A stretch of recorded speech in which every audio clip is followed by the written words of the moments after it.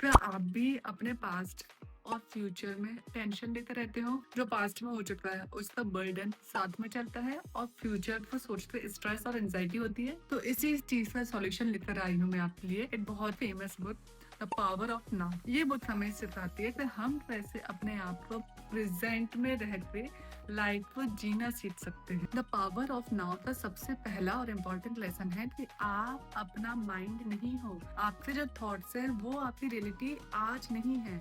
हमारा जो माइंड है हर दिन 60,000 से ज्यादा थॉट्स क्रिएट करता है। कभी हमें बहुत अच्छा फील होता है, कभी बहुत बुरा फील होता है, कभी हम अपने ऊपर डाउट करते हैं, कभी विनर फील होता है, कभी लूजर फील होता है। यदि आप उस स्टेट ऑफ माइंड को भी आप बना लोगे तो आप पूरे टाइम ही टेंशन में और आपका माइंड पूरे टाइम चैटर बॉक्स जैसा ही काम करेगा।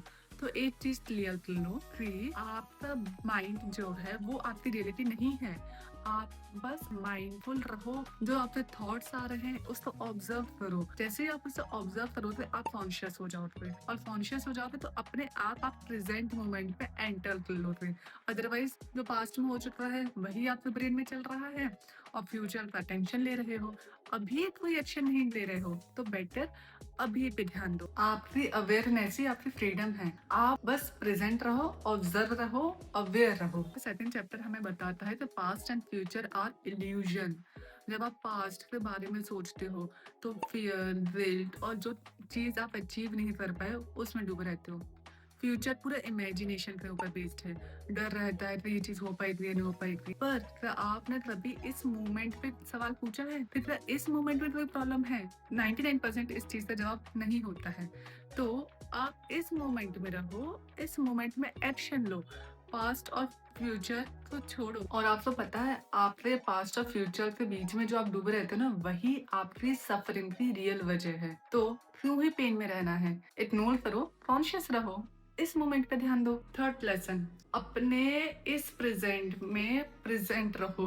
मीन्स कि आप ना सारे दुखों का इलाज है आप अपने प्रेजेंट में जी लो।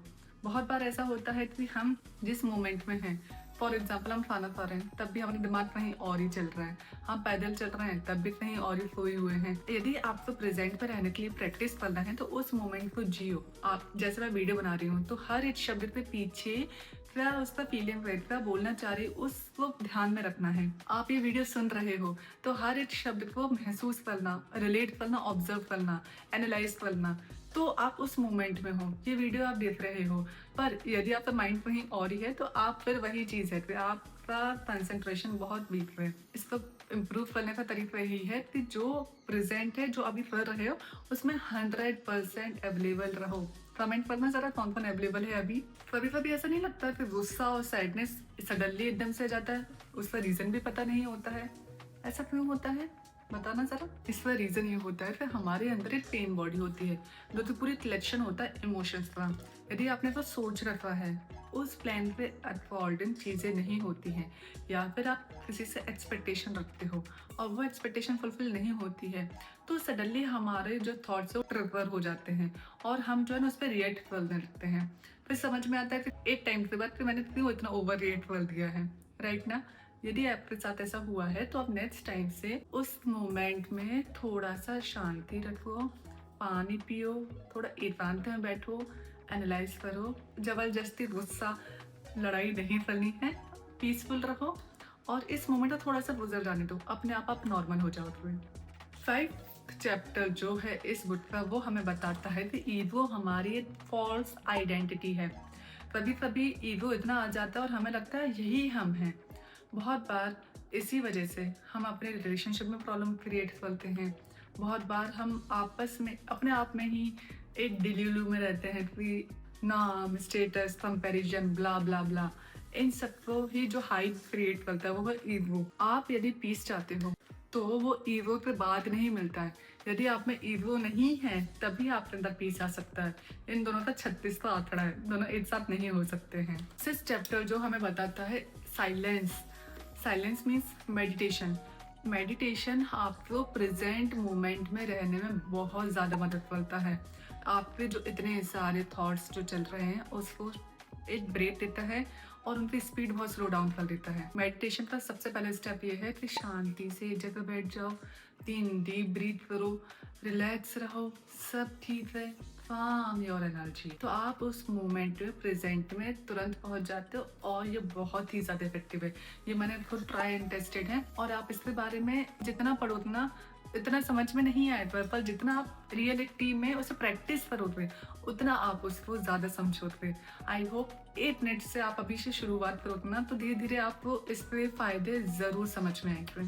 7 चैप्टर हमें बताता है कॉन्शियस डिसीजन। अपनी लाइफ को ना ऑटो पायलट पे मत चलाओ। बहुत बार वही सोना, फिर उठ के तैयार होकर ऑफिस जाना, फिर शाम को खाना खाना, फिर सो जाना, फिर उठना, ये ऑटो पायलट मोड है। आप कॉन्शियसली सोचो कि इसके बाद भी आपकी लाइफ है, इसके बाद भी आपकी साथ लोग हैं। आप थोड़ा कॉन्शियस होते, अवेयर होते, प्लान करते, कुछ अपनी लाइफ को हैपनिंग बनाओ ना, क्या ऑटो पायलट पे जीना। बहुत बार आप कॉन्शियसली उस मोमेंट पे प्रेजेंट रहते हो ना, तब भी आप अपनी छोटी छोटी चीज़ों को भी बड़ा स्पेशल बना देते हो। जैसे आप अपने बच्चों के साथ टाइम स्पेंड कर रहे हो तो उनकी चीज़ों को नोटिस करो, ऑब्जर्व करो और उसमें अपना तरफ से कुछ इनपुट दो, तो वो मोमेंट अपने आप स्पेशल हो जाता है। इस बुक की समरी फाइनल चैप्टर हमें यही बताता है, एनलाइटनमेंट, इस मोमेंट में प्रेजेंट रहना जिससे आप अपनी लाइफ आज जी सकते हो। आज आप अपना बेस्ट कर सकते हो, आज आप अपना 100% अचीव कर सकते हो। आई होप आपको ये वीडियो से थोड़ी वैल्यू मिली हो और आप इस वीडियो के जरिए ही सही पावर ऑफ नाउ की इंपॉर्टेंस समझ पाए हो। यदि आपको पसंद आई हो वीडियो तो वीडियो पे लाइक जरूर करना। यदि चैनल सब्सक्राइब नहीं किया तो सब्सक्राइब जरूर करना। प्लस कमेंट में बताना कि आपके साथ कौन सी इशू था तो आप प्रेजेंट में नहीं जी पा रहे थे और नेक्स्ट आप कौन से बुक समरी सुनना चाहेंगे उसके बारे में सजेशन प्लीज दीजिएगा। मिलते हैं ऐसे ही इंफॉर्मेटिव वीडियो के साथ, तब तक के लिए ध्यान रखना।